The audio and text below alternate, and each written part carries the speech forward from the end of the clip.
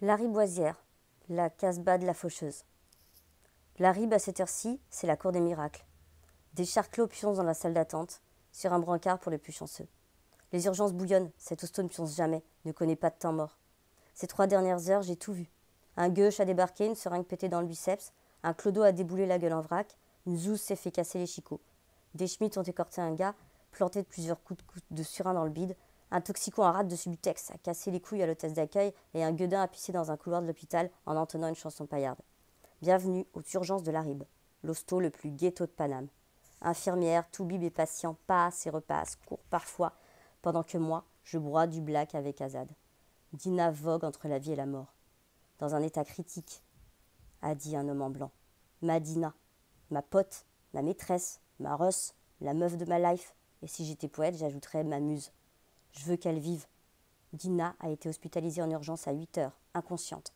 Apparemment, elle ne respirait plus dans le camtar de Samu, mais son palpitant battait toujours. C'est Élise, sa pote, collègue au Nasty Pussy et voisine, qui l'a repêchée sur son plumard, agonisante, de la mousse blanche autour de la bouche, et aussi une picouse dans le bras. Putain, j'attends depuis plus de 15 plombes. Dragan m'a appelé pour prendre des news de sa meilleure gagneuse. Je lui ai promis de le tenir au courant dès que j'en saurais plus. J'ai aussi contacté Case, mais il ne pouvait pas se bouger.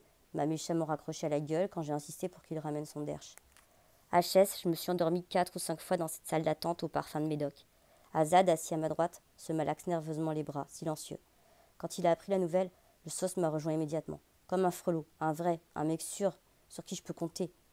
La tronche dans le pâté, je me lève et file aux chiottes. Alors qu'un vieux pouilleux quitte les urgences en insultant tout le monde sur son passage, y compris 2 keufs imperturbables.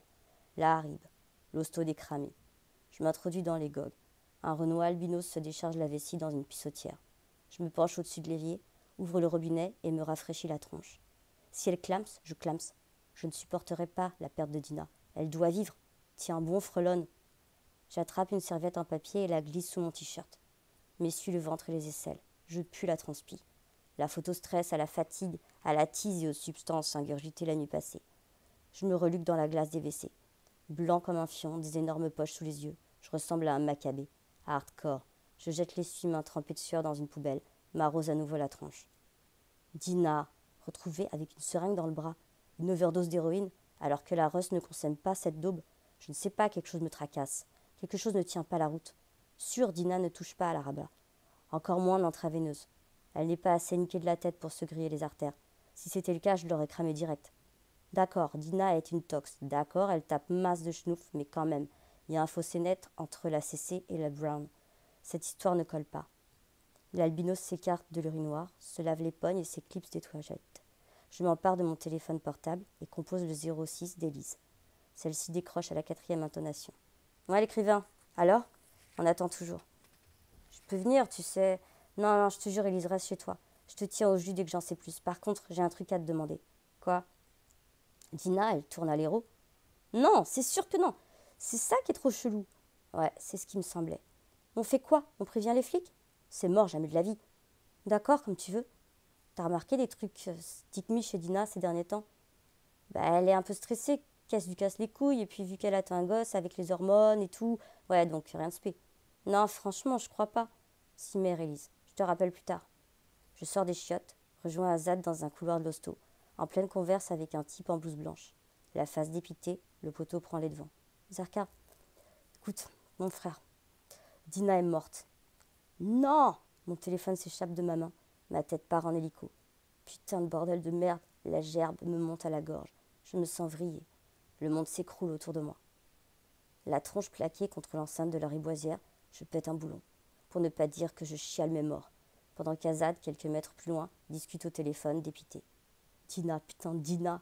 Je viens de perdre la meuf de ma vie, la meuf de ma vie. En vrai, je ne réalise pas encore bien ma zermie, mais je sais que les prochains jours, les prochaines semaines, les prochains mois s'annoncent trash. Je vais vivre un calvaire, en solo dans mon deuil. Personne ne l'aura kiffé comme je l'ai kiffé, même pas Case.